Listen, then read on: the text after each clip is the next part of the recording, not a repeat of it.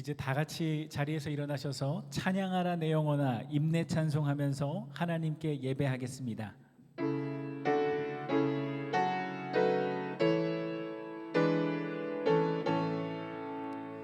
찬양하라 내 영혼아 찬양하라 내 영혼아 온 마음과 정성 다하여 주 찬양하라 경배하라 내 영혼아 경배하라 내 영혼아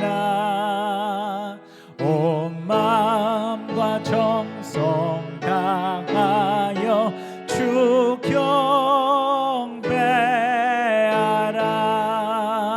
경배하라. 아멘. 우리 사도신경으로 우리의 신앙을 고백합니다.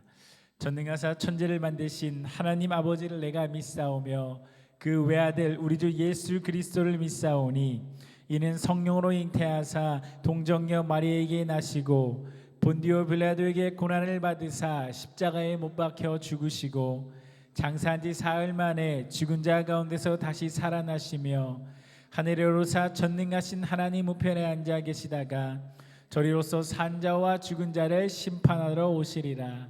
성령을 믿사오며 거룩한 공회와 성도가 서로 교통하는 것과 죄를 사하여 주시는 것과 몸이 다시 사는 것과 영원히 사는 것을 믿사옵나이다. 아멘. 우리 다 찬양하여라 찬송가 21장 찬송하겠습니다.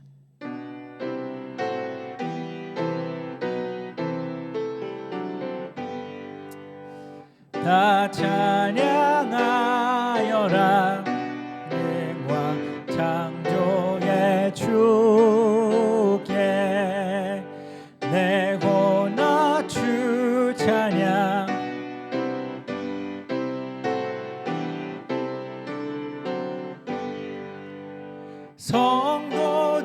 성도들아 주 앞에 이제 나와 즐겁게 찬양하여라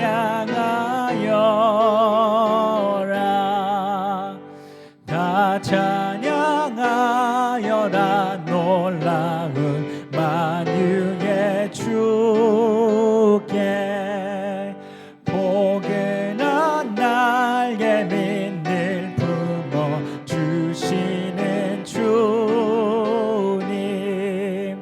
성도들아 주님의 뜻 안에서 내 소원 다 이루리라 다 찬양하여라 온몸과 마음을 다져 이 세상 만물이 주 앞에 나와서 찬양 성도들아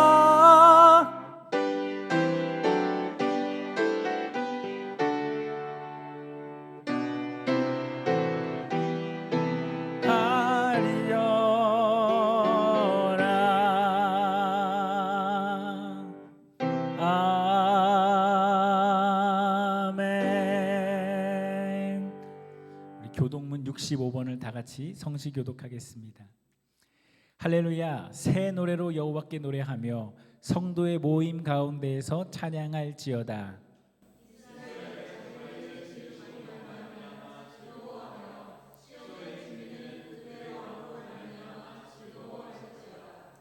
춤추며 그의 이름을 찬양하며 소고와 수금으로 그를 찬양할지어다.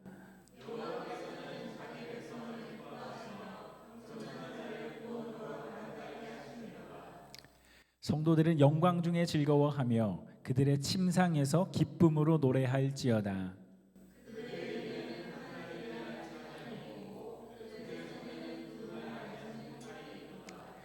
이것으로 문 나라에 보수하며 민족들을 벌하며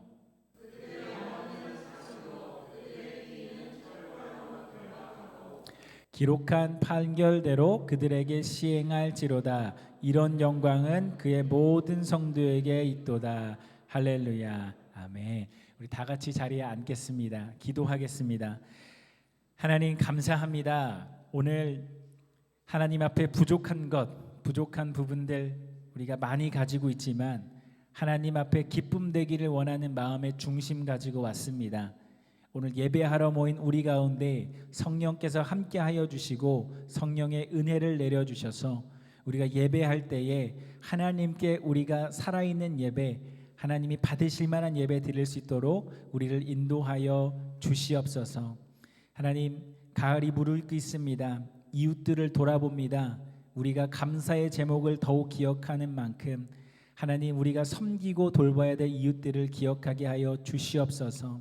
우리 마음에 섬길 만한 여유를 주시고 섬길 만한 동기를 부여하여 주셔서 우리가 보이는 이웃들을 외면하지 않게 하시고 우리의 중심으로, 우리의 최선으로 이웃을 사랑할 수 있도록 역사하여 주시옵소서. 오늘 예배 가운데 일하실 주님을 기대합니다. 말씀을 읽을 때, 들을 때, 찬양하고 고백할 때 성령께서 역사하여 주셔서 우리가 들어야 될 말씀을 듣고 우리 교회가 나아가야 될 길로 나아갈 수 있도록 역사하여 주시옵소서. 하나님, 우리 교우들 가운데 육신의 문제로 또 질병의 문제로 어려움 처하신 분들 계십니다. 하나님, 그들 가운데 치유함을 주시고 하나님께서 고쳐주셔서 비록 어려운 상황을 지나고 있지만 이 상황 가운데 주님과 동행하게 하시고 하나님께서 날마다 그들의 인생을 붙잡고 계심을 경험하는 감사의 나날 될 수 있도록 주께서 붙잡아 주시옵소서. 우리 교회가 하나님께 더욱 영광되고 하나님께 기쁨되는 교회 되기를 원합니다. 하나님 앞에 우리의 중심이 어디에 서 있는지를 늘 점검하게 도와주시고 하나님께서 우리 교회를 통해서 보고자 하시는 기쁨이 무엇인지 늘 고민하게 하셔서 우리가 방향을 잃어버리지 않게 하시고 우리가 목회와 우리가 모이는 의미, 모이는 목적을 잃어버리지 않는 교회 될 수 있도록 주님께서 역사하여 주시옵소서. 오늘 예배를 주님께 맡깁니다. 성령께서만 일하시고 주님만 영광을 받으시옵소서. 이 모든 말씀 살아계신 예수님의 이름으로 감사하며 기도드리옵나이다. 아멘.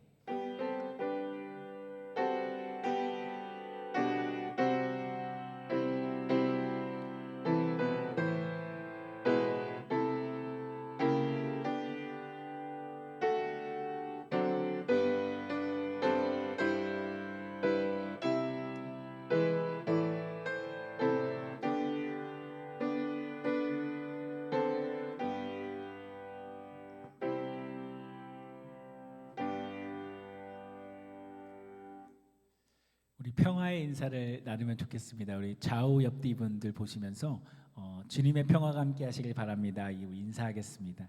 주님의 평화가 함께 하시길 바랍니다. 참 잘 오셨습니다. 주님의 평화가 함께 하시길 바랍니다.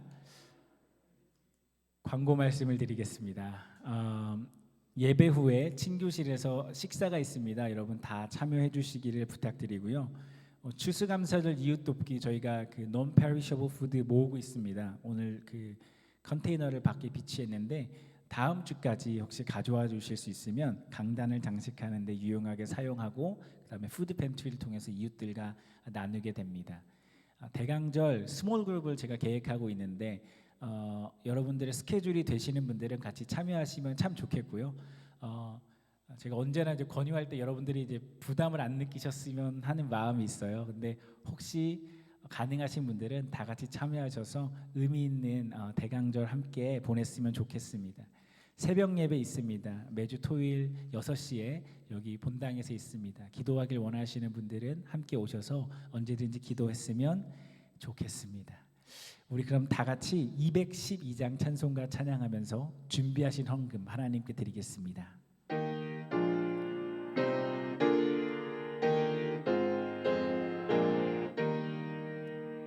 겸손히 주를 섬길 때 괴로운 일이 많으나 구주여 내게 힘 주사 잘 감당하리.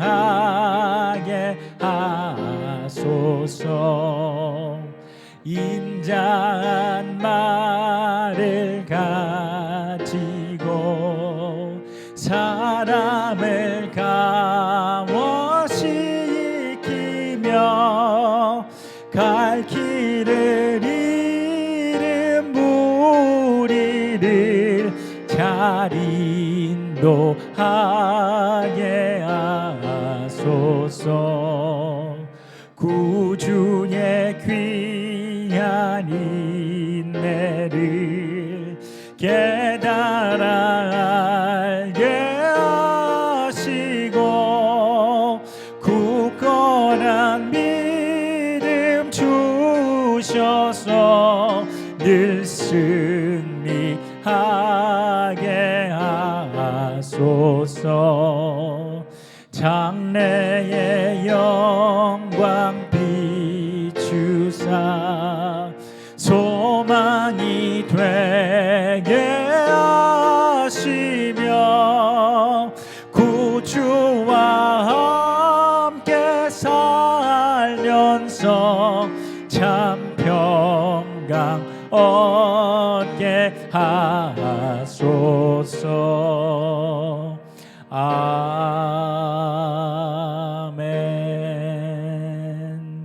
우리 다 같이 일어나서 찬양하겠습니다.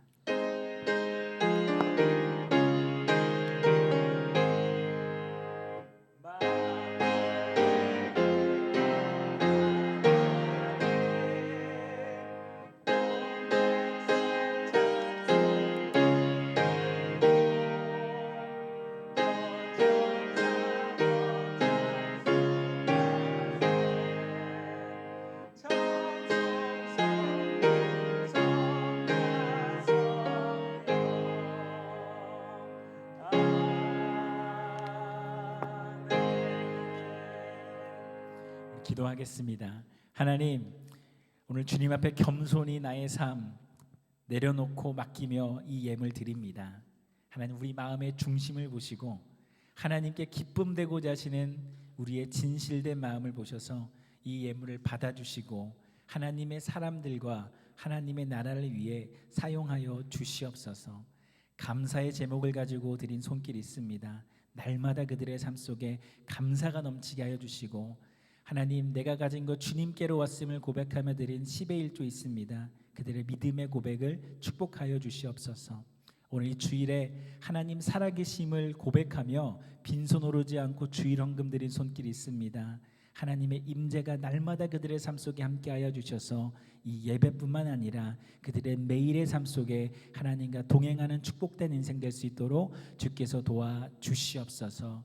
우리 교회에 지혜와 지식을 더하여 주시고 이 물질을 사용할 수 있는 지혜로운 방향들을 주셔서 하나님, 이 물질이 헛되게 사용되지 않게 도와주시고 가장 의미 있고 가장 아름답게 사용할 수 있도록 우리를 써 주시옵소서.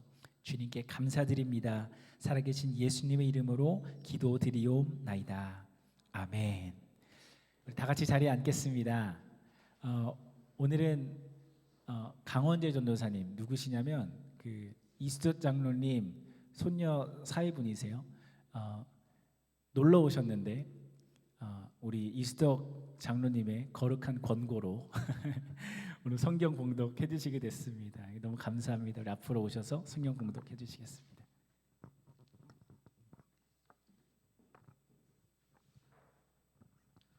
예, 오늘 은혜 받으실 하나님의 말씀은 마가복음 12장 38절부터 44절입니다. 봉독하도록 하겠습니다. 예수께서 가르치실 때 이르시되 긴 옷을 입고 다니는 것과 시장에서 문안받는 것과 회당의 높은 자리와 잔치의 윗자리를 원하는 서기관들은 삼가라. 그들은 과부의 가산을 삼키며 외식으로 길게 기도하는 자니 그 받는 판결이 더욱 중하리라 하시니라.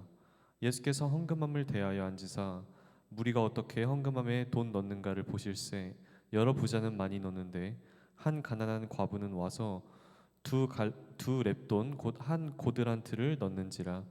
예수께서 제자들을 불러다가 이르시되 내가 진실로 너희에게 이르노니 이 가난한 과부는 헌금함에 넣는 모든 사람보다 많이 넣었도다.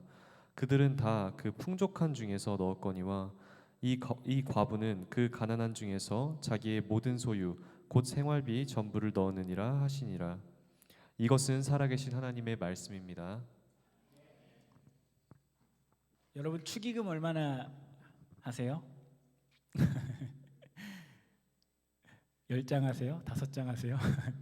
이 조선일보에 올 4월에 축의금에 관한 기사가 실렸습니다. 축의금 얼마 정도가 적절한가? 이게 대한민국을 뜨겁게 달구는 이게 논쟁인데 아마 우리나라만큼 축의금에 대해서 복잡하게 생각하고 계산해서 돈 쓰는 나라가 없을 겁니다. 우선 몇 가지 고려 사항이 있대요. 첫째는 내가 직접 참석하냐 아니면 돈만 보내느냐에 따라서 금액이 달라진답니다. 직접 참석하는 경우에는 한 10만 원쯤 내고요. 돈만 보내는 경우에는 평균이 약 8만 원이라고 합니다. 두 번째로는 얼마나 친분이 있는가에 따라서 또 달라져요. 세 번째는 예식을 어디에서 하는가? 호텔에서 하냐? 웨딩홀에서 하냐? 교회에서 하냐? 실제로 사람들이 내는 축의금의 평균이 호텔에서 결혼식을 올리는 경우에는 10만 원 이상 내겠다가 57%고요. 20만 원까지는 내가 내겠다는 사람이 15.6%였다고 합니다. 그리고 마지막으로는 이게 아마 제일 중요할 건데 이 사람이 내 결혼식에 얼마를 했냐에 따라서 또 금액이 달라진다고 합니다. 우리의 상황에 따라서 좀 더 낼 수도 있고 그렇지 못할 때도 있지만 지금 대한민국의 축의금 평균 금액이 약 10만 원에서 15만 원 정도라고 해요. 여러분 10만 원 축의금 어떻게 생각하세요? 직장 생활을 좀 하시고 연차가 좀 쌓이면 좀 잘 모르는 사람이라도 결혼식에 10만 원 축의금 하는 게 아주 어려운 일은 아닙니다. 그리고 요즘에 그 달러가 아주 세잖아요. 다들 아시죠? 10만 원쯤 보내는 게 USD로 보내면 사실 미국에 있는 저희들에게는 또 큰 부담이 아닐 때도 있습니다. 저희가 할 수 있습니다. 그런데 이제 막 직장 생활을 시작했거나 무언가 새로운 것을 준비하고 있는 사람들에게 또는 사회 초년생들에게는 10만 원이라는 돈이 사실 큰 부담이 될 수도 있습니다. 이 축의금에 대한 기준이 있는데 어떤 사람에게는 꽤 할 만한 금액인데 어떤 사람에게는 참 하기가 부담스러운 일이 됩니다. 오늘 성경에는 예수님 당시에 축의금만큼이나 어려웠던 문제, 헌금에 대해서 말하고 있습니다. 예수님 당시에는 성전에 13개의 헌금함이 있었는데요. 이 헌금함이 이 나팔을 뒤집어 놓은 듯한 모양이었대요. 그러니까 주둥이는 좁고 밑으로 가면서 넓어지는 형태의 나팔 모양이었다고 해요. 이런 모양의 이유는 손을 넣지 못하게 하기 위해서 도난 방지 목적이 있었는데 당연히 헌금을 이제 헌금함 입구에서 떨어뜨려야 됩니다. 당시에 화폐가 동전이었기 때문에 조용하게 헌금함 바닥에 내려놓는 일이 불가능한 거예요. 그러니까 자연히 헌금을 많이 하는 사람들은 크고 더 요란한 소리를 내고 덜 가져온 사람들의 소리는 꽤 짧았습니다. 얼마를 드려야 하나님을 향한 나의 믿음을 전달할 수 있을까? 5만 원일까? 10만 원일까? 20만 원일까? 이런 사람들의 마음의 고민을 해결해 주는 헌금 평균가가 어떻게 정해지냐면 이 동전 떨어지는 소리로 정해지는 겁니다. 그러니까 부자만큼 대단하고 요란한 소리는 아닐지라도 이 정도 적당한 소리는 내줘야 남들 하는 만큼은 하는 헌금이 될 수 있는 거예요. 오늘 한 가부가 2렙돈을 이 13개의 헌금함 중에 하나에 넣습니다. 화폐 가치로는 약 1불에서 1.5불 정도를 이 과부가 헌금했대요. 2렙돈이니까 아마 동전 2개가 뭐 땡그랑 땡그랑 소리를 냈을 텐데 평균에도 미치지 못하는 소리를 냈습니다. 아니 부족한 걸 알면서도 자기 것을 다 드리고 있는 이 과부의 헌금. 이 과부는 도대체 왜 고작 2렙돈밖에 없으면서 그걸 헌금으로 다 드렸을까? 이 헌금이 믿음의 고백일까? 오늘 우리가 주목해야 될 것은 예수님께서 이 과부의 헌금을 보시면서 칭찬하시거나 믿음이 좋다고 말씀하시진 않았다는 겁니다. 대신 예수님이 이렇게 말씀하세요. 예수께서 제자를 불러다가 이르시되 내가 진실로 너에게 이르노니 이 가난한 가부는 헌금함에 넣는 모든 사람보다 많이 넣었도다. 그들은 다 풍족한 중에서 넣었거니와 이 과부는 가난한 중에서 자기의 소유 곧 생활비 전부를 넣었느니라. 이 여자가 다른 사람들보다 많이 넣었는데 그래서 참 잘했다, 믿음이 참 좋다고 하신 게 아니라 다른 사람들은 풍족한 중에서 넣었으니 헌금을 드리고도 먹고 살 길이 있지만 하루를 먹고 살기도 힘든 이 여인이 자기 자신의 헌금 전부 2렙돈을 내어놓지 않고는 하나님의 성전들을 밟을 수가 없는 이 상황에 대해서 말씀하고 계세요. 하나님께서 2렙돈 남은 이 여인의 주머니를 굳이 여셔서 헌금을 받고 싶으셨을까? 하나님의 마음이 오늘 성경 본문에는 적혀 있지 않기 때문에 제가 알 수는 없습니다. 다만 하나님께서 주신 것이 감사해서 헌금하는 건데 이 말을 뒤집어 보면 그 2렙돈도 하나님이 주셨습니다. 왜 주셨을까? 배고프지 말고 최소한이라의 삶이라도 살아가라고 주신 것일 텐데 오늘 그것을 하나님 앞에 다시 가져와 다 바치고 돌아가는 과부의 모습을 보시면서 하나님이 정말 기쁘셨을까? 저는 좀 아닌 것 같아요. 왜 이런 비극이 일어났는가? 오늘 예수님은 그 원인을 서기관들에게서 찾으셨습니다. 오늘 헌금 이야기 바로 앞에 예수님이 서기관들의 위선을 고발하고 계세요. 서기관들이 긴 옷을 입고 기도는 오래 하는데 실상은 과부들의 가산을 삼킨다고 말씀하셨습니다. 이 당시에 서기관들은 월급을 받는 직업은 아니었다고 해요. 대신 이 사람들이 성경을 해석해주고 또 신앙 상담을 해주었습니다. 요즘으로 말하면 목사가 하는 일들을 하는 거예요. 누가 신앙 상담하러 올까요? 편안하고 잘 살고 있는 부자들이 올까요? 아니죠. 힘들고 어려운 사람들이 옵니다. 과부들이 많이 왔습니다. 신앙 상담을 해주고 나면 사람들이 돈도 주고 선물도 주고 접대도 했습니다. 존경과 감사의 의미가 있었습니다. 때로는 하나님의 말씀을 해석해주고 나에게 길을 알려주니까 이 서기관들의 신뢰에서 과부들이 죽은 남편이 남긴 유산을 이 서기관들에게 관리하도록 맡겼습니다. 근데 그 과정에서 서기관들이 재산을 착복하는 일도 일어났습니다.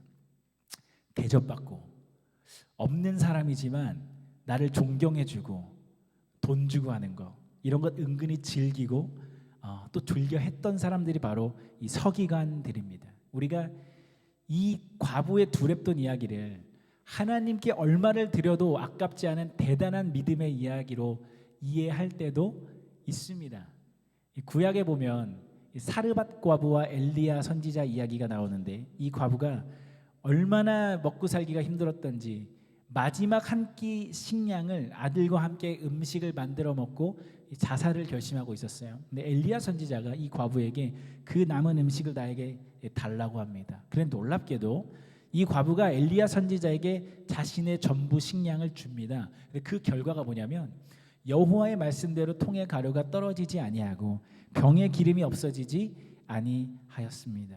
그러니까 하나님께 다 드렸더니 하나님께서 책임지셔서 풍성하게 되었다는 이야기가 구약에 나와요. 은혜되는 말씀이죠. 여러분이 과부가 되어서 신앙 상담하러 왔다고 생각해 보세요. 그런데 서기관들이 이 사르밧 과부 이야기를 하면서 물질을 의지하지 말고 하나님을 의지하십시오. 세상 물질을 하나님께 아끼지 말고 드리십시오. 만약 이렇게 한다면 하나님이 책임지실 겁니다. 이렇게만 가르쳤다면 하나님께 나의 믿음을 잘 전달하고 싶은 여러분에게는 이제 2가지 선택지가 생깁니다. 없는 살림이지만 다 털어서 헌금을 하든지 아니면 다 드릴 수 없는 현실 속에서 자괴감에 젖어 살아야 하는 것입니다. 그런데 우리가 지난주에 과부가 된 룻과 보아스 이야기를 통해서 아는 것처럼 하나님께서는 과부와 같은 어려운 사람들이 믿음으로 그 손에 쥔 마지막 곡식 한 토를 나에게 바치라고 말씀하지 않으세요. 오히려 그들을 위해서 부자인 너희들 땅의 곡식을 다 거두지 말고 남겨두고 돌보라. 배고프지 않게 하라. 그 의무에 대해서 더 구체적으로 말씀하세요. 이 은혜 베푸는 삶을 살았던 보아스를 통해서 룻이 구원받고 이 다윗 왕조가 시작되었다. 그게 지난주 설교였습니다. 구약에 나오는 과부들의 이야기를 통해서 하나님이 정말로 말씀하시는 것은 없는 살림에 다 드리는 믿음에 대한 것이 아니라 하나님께서 과부들의 삶을 돌보기를 원하신다는 것입니다. 더 바치는 것보다 우리들의 삶이 잘 되기를 원하는 하나님의 마음이 있습니다. 오늘 성경의 서기관들의 문제는 자신들은 쉽게 넘어갈 수 있는 하나님의 말씀은 거룩한 삶의 기준으로 삼아 가르치고 자기들이 넘어가기 어려운 하나님의 말씀은 쉽게 외면했다는 데 있습니다. 두 렙돈 혹은 당시의 평균 현금가 바치는 게 서기관들에겐 어렵지 않죠. 그것을 믿음의 기준으로 가르쳐요. 그런데 가난한 과부들을 돌보는 신앙의 책임, 희생에 대해서는 가르치지 않는 것입니다. 그리고 이런 신앙의 기준을 마치 거룩으로 살아가는 서기관들을 향해서 예수님께서 오늘 위선자라고 지적하세요. 지금 우리 시대 속에서 이 목사나 또 종교 지도자들이 저 같은 사람들이 아마 이 서기관과 같은 자리에 빠지기 쉬운 것 같아요. 내가 넘어가기 쉬운 하나님의 말씀으로 다른 사람들을 보기 시작하면 다 문제투성이고 고칠 것들일 뿐이고 쥐어짜내서 뭔가를 얻어내야죠. 그럼 내게 요구하시는 쉽지 않은 기준으로 나에게 요구하시는 희생과 헌신의 기준으로 교회와 성도를 대할 때는 내가 문제투성이고 내가 고칠 것이고 내가 섬겨야 하는 사람이 되는 것입니다. 저는 우리 이 말씀을 우리 신앙생활과 교회에 적용해 봤으면 좋겠습니다. 여러분들이 생각하는 교회는 어떤 곳이세요? 여러분들이 가지고 있는 교회에 대한 생각과 기준이 있으실 텐데 그 기준이 여러분이 넘어가기에는 쉬운 기준인가요? 아니면 여러분으로 하여금 희생과 책임을 요구하시는 기준일까요? 이웃을 사랑하는 것, 겸손한 것, 교회가 의인들의 모임이 아니라 죄인들의 모임이 되어야 되는 것, 그래서 가장 연약한 사람들이 하나님 앞에서 살아나고 변화되는 것, 그것이 이 교회가 되어야 될 줄로 믿습니다. 한국에 만나교회라는 큰 교회가 있는데 몇 년 전에 이 교회에서 흡연실을 교회에 설치하는 문제로 한국이 시끄럽습니다. 작은 교회와는 다르게 대형 교회는 흡연자들이 많다고 해요. 이번 주에 그 선거가 있었잖아요. 트럼프가 대통령이 됐는데 우리가 그 트럼프 찍는 분들을 샤이 트럼프라고 하잖아요. 숨어서 투표하는 사람들. 한국 교회 대형 교회는 이 샤이 스모커들이 많대요. 그러니까 숨어서 담배 피시는 분들이 많대요. 작은 교회와 다르게 흡연실을 만들어서 운영하니까 우리는 다 그 사람을 알지만 이 대형 교회는 흡연실에 딱 가서 앉으면 다 모르는 사람들이 앉아 있답니다. 그런데 이 담배 피는 문제 때문에 예배에 못 나오는 사람들의 수가 많았다는 거예요. 그래서 이 교회에서는 담배 때문에 교회에 못 나오는 사람들을 줄여보자. 그래서 흡연실을 설치했고 지금도 운영하고 있습니다. 우리가 이 사역에 다 동의할 필요는 없고 또 컨텍스트마다 다 다를 수는 있지만 교회가 세워놓는 어떤 기준이 있고 그 기준에 부합하는 사람들만 올 수 있는 교회가 아니라 그 담을 무너뜨려서 더 많은 사람들이 하나님의 성전에 오기를 바라는 시도라고 생각해요. 여러분 교회 안에 이혼의 경험을 가진 분들이 오기가 참 어렵죠. 담이 있어요. 교회 안에 사업에 큰 실패를 하신 분들 오기가 껄끄럽습니다. 성소수자분들 오기 어렵죠. 가정에 문제가 있는 분들 오기 어렵죠. 그럼 누가 교회에 나오냐면 이 기준을 쉽게 통과할 수 있는 사람들이 교회에 나옵니다. 저희들이 그렇습니다. 저는 오늘 이런 분들을 우리 시대 속에서 살아가는 가난한 과부로 바라보면 좋겠습니다. 무엇을 무너뜨려야 하나님의 뜰에, 하나님의 집에, 하나님의 자녀들이 더 행복하게 나올 수 있을까? 우리가 때로는 엄격한 기준보다 따뜻한 격려로 담을 허물어야 됩니다. 왜냐하면 우리가 하나님의 자녀가 된 것도 그분이 우리에게 엄격한 기준의 잣대를 대신 것이 아니라 사랑으로 모든 담을 허무시고 우리를 품어 주셨기 때문입니다. 우리가 같은 사랑으로 교회를 세우고 서로를 대할 때 그것이 하나님의 공동체를 지어가는 그리스도인들의 방식이 되어야 될 줄로 믿습니다. 오늘 이 과부의 두 렙돈 이야기가 성경이 아닌 다른 책의 병행 구절이 있습니다. 비슷한 이야기가 있어요. 뭐냐면 유대인들의 미드라시라는 그 구전 전승 이야기가 있습니다. 유대인들에게는 잘 읽혀지는 책인데 그 중에 제목이 없는 한 이야기가 있어요. 한 여인이 한 줌의 고운 가루를 성전에 가져왔는데 제사장이 이 여인을 멸시하면서 이렇게 말해요. 이 여자가 드리는 예물을 보라. 거기에 먹을 것이 어디 있는가? 거기에 드릴 것이 어디 있는가? 그러자 꿈속에서 제사장이 음성을 듣습니다. 하나님께서 이렇게 말씀하세요. 그 여인을 멸시하지 말라. 그녀는 자신의 생명을 제물로 바친 것이나 진배 없느니라. 유대인이셨던 예수님께서 그 당시 유대인들이 이 미드라시 이야기를 염두에 두고 오늘 이 말씀을 하셨다면 오늘 말씀은 이렇게 읽을 수 있습니다. 서기관들이 과부들에게 전심으로 하나님께 드리라고 가르치지만 실제로 전심으로 전부를 드린 과부의 두 렙돈을 보면서는 거기엔 먹을 것이 없다. 거기에 드릴 것이 어디 있는가? 은근히 멸시하고 판단하고 깔보았다는 겁니다. 제가 지금 한국을 못 간 지 꽤 오래됐는데 한국을 가면 꼭 뵙고 싶은 권사님이 한 분 계세요. 10년 전에 권사님이 그때 70대 중반이셨으니까 아마 지금 80대 중반쯤 되셨겠네요. 이사철이면 새로운 세입자들이 들어오기 전에 원룸을 청소하시는 일을 하시던 분이세요. 제가 교회에 기도하러 가면 이 권사님이 제 기도 친구였거든요. 같이 교회에서 기도하는 거예요. 근데 이분이 늘 기도 부탁하시면서 하시던 말씀이 전사님이 일이 이제 내가 힘에 부친다 이런 말씀 많이 하셨거든요. 근데 권사님이 어떤 날에는 토요일 밤까지 청소를 막 하시고 새벽까지 하시고 주일에 예배를 나오세요. 전 전도사니까 저 뒤에서 이제 파워포인트 넘기고 있으면 그 권사님 뒤통수를 보잖아요. 권사님 뒤통수가 이래요.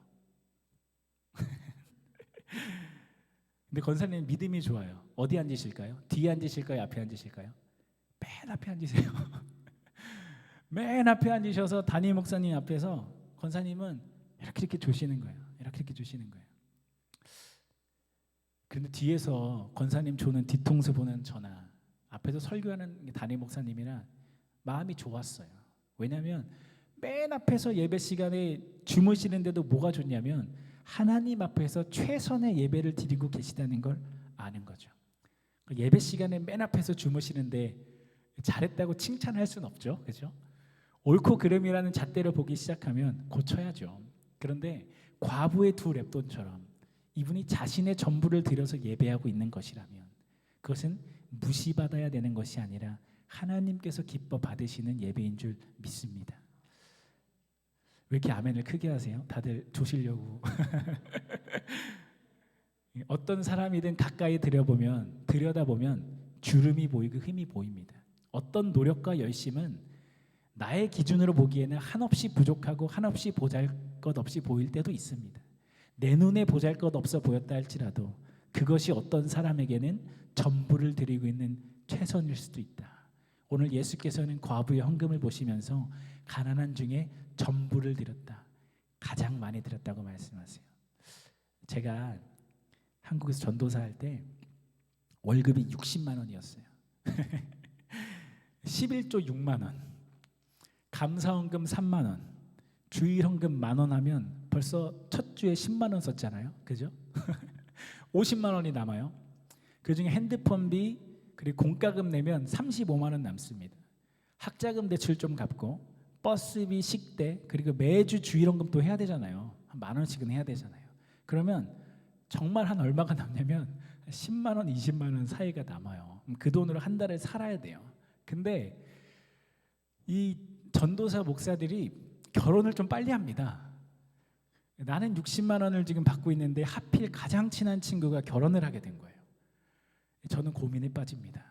축의금으로 5만 원을 해야 될까요? 10만 원을 해야 될까요? 마음은 100만 원 하고 싶죠. 근데 현실은 5만 원과 10만 원 사이에서 갈등하는 거예요. 제가 10만 원 했습니다. 제가 그로부터 한 6년 뒤에 이제 제가 결혼할 때 그 친구는 거의 100만 원을 했어요. 제가 야, 너 뭐 이렇게 많이 했냐? 그랬더니 그 친구가 하는 말이 너도 많이 한 거 알아 그러더라고요. 그게 뭐냐면 같은 처지에 있던 사람이니까 10만 원이라는 액수가 아니라 최선을 다해서 축하해 줬구나를 기억하는 거예요. 오늘 예수님께서 과부가 가장 많이 드렸다고 하신 이유는 금액이 아니라 이 사람의 최선의 신앙의 고백이었기 때문인 줄 믿습니다. 우리가 서로를 바라볼 때 부족한 것들이 왜 없겠습니까? 만족스럽지 않은 것들이 왜 없겠습니까? 이건 이래서 부족하고 저건 좀 저랬으면 좋겠고 이게 문제고 저게 문제고 서기관처럼 자기 자신 외에는 하나님 앞에 다 부족하고 흠없는 사람처럼 보일 수도 있습니다. 그럴 때 예수님께서 이 과부를 바라보셨던 그 마음과 눈을 우리가 갖게 되기를 원합니다. 내 눈에는 부족할지 몰라도 최선을 다해서 섬기고 있구나, 최선을 다해서 살아내고 있구나, 최선을 다해서 드리고 있구나. 우리가 예수님의 마음으로 서로를 격려하고 축복할 수 있기를 축원을 드립니다. 그럴 때 하나님의 공동체 안에 기쁨이 있습니다. 그럴 때 하나됨이 있습니다. 성숙과 성장이 있습니다. 그리고 이것이 그리스도의 사랑을 우리가 서로에게 실천하는 삶의 방식이 되는 줄 믿습니다. 축의금 얼마를 드려야 적당할까? 제가 정해드릴 수는 없죠. 다만 우리가 받는 입장이 될 때 얼마를 받든지 최선을 다해서 날 축하해 줬구나라고 생각하면 좋겠습니다. 우리의 신앙생활, 헌금, 헌신, 예배 출석, 그 밖에 다른 여러 가지 섬김들 하나님께 감사하고 우리의 믿음 표현하는 통로입니다. 얼마를 드려야 적당할지, 얼마나 섬겨야 하나님께 전부를 다 드리는 신앙생활인지 제가 말해 드릴 수는 없습니다. 어떤 사람이 우리들이 눈에 볼 땐 부족한 것 드리는 것 같아요. 그것을 비난하거나 업신여기지 마시고 최선의 것을 드리고 있구나, 적어도 최선의 것을 드리고 싶은 마음의 중심이 있구나, 하나님이 보시는 그 중심을 우리가 서로에게서 발견할 수 있기를 축원을 드립니다. 우리 마음속에 저 사람은 저게 부족해, 저게 준비가 안 됐어, 저 사람은 저건 좀 더 해야 돼, 그런 생각이나 상황이 있다면 여러분 오늘 이 말씀을 나에게 하시는 말씀으로 들으십시오. 그리고 서기관이 아니라 예수님처럼 담을 허무는 교회 되기를 원합니다. 제가 읽겠습니다. 예수께서 제자들을 불러다가 이르시되 내가 진실로 너에게 이르노니 이 가난한 과부는 헌금함에 넣는 모든 사람보다 많이 넣었도다. 그들은 다 풍족한 중에서 넣었거니와 이 과부는 그 가난한 중에서 자기의 모든 소유 곧 생활비 전부를 넣었느니라. 아멘. 우리 다 같이 일어나서 결단하는 찬양을 좀 했으면 좋겠습니다. 나 주님의 기쁨 되기 원하네 찬양할 건데요. 이게 나 주님의 기쁨 되기 원하네가 내 고백이 아니라 다른 누군가의 고백으로 들으셨으면 좋겠어요. 내 눈엔 부족한 사람들, 내 눈엔 조금 기준에 부합하지 않는 사람들, 그들의 마음의 중심에 내가 주님의 기쁨 되기를 원한다. 나의 모든 걸 다 드리고 싶은 마음의 중심이 있고 그것을 주님께서 받으신다. 오늘 우리가 그 사람들의 고백을 나의 고백으로 하나님께 찬양했으면 좋겠습니다.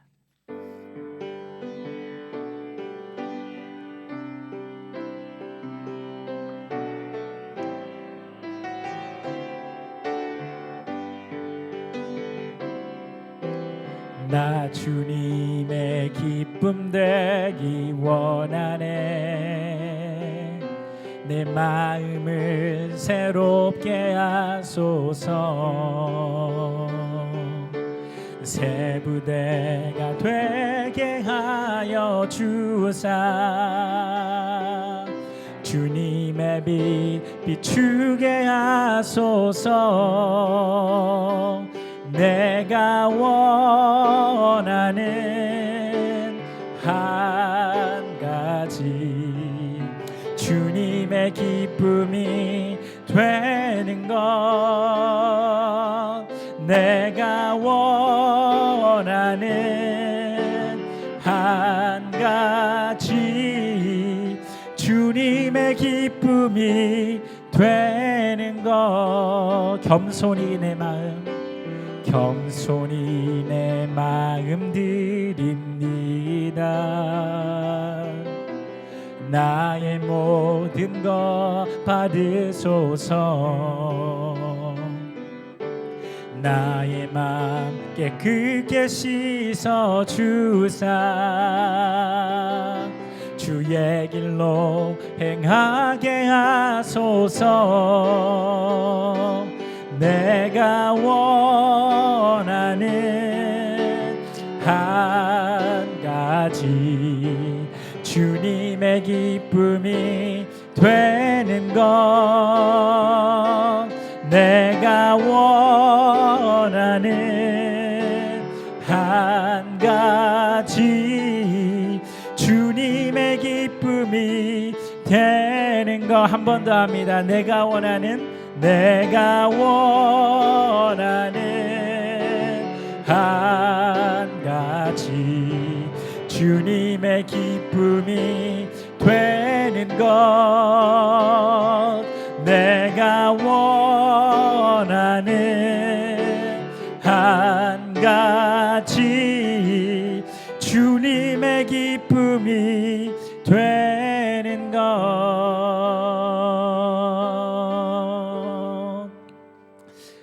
하나님, 우리 마음에 주님의 기쁨 되기 원하는 신앙의 중심이 있습니다. 때로는 우리가 연약해서 그 중심을 하나님께 다 드리지 못할 때도 있고 우리가 부족한 것 많습니다. 그러나 우리의 마음의 중심을 보시고 전부를 드렸다 바라봐 주시는 예수님의 은혜를 기억합니다. 우리가 나의 전부 드리는 삶 살게 하시되 다른 사람을 판단하고 비난하는 것 아니라 그 사람도 하나님께 중심 드리는 뜨거운 마음이 있구나. 예수께서 그의 삶을 귀하게 여기시는구나. 우리가 교회 안에 담을 허물고 우리의 관계 속에 담을 허물고 사랑으로 격려하여 품어낼 수 있는 교회와 신앙생활 될 수 있도록 주님 우리를 사용하여 주시옵소서. 이제는 우리 주 예수 그리스도의 은혜와 하나님 아버지의 극진하신 사랑하심과 성령님께서 날마다 담을 허물게 하시고 격려하게 하시고 삶의 중심을 드리게 하시는 은혜가 이제부터 영원토록 함께 하시기를 간절히 축원하옵나이다. 아멘.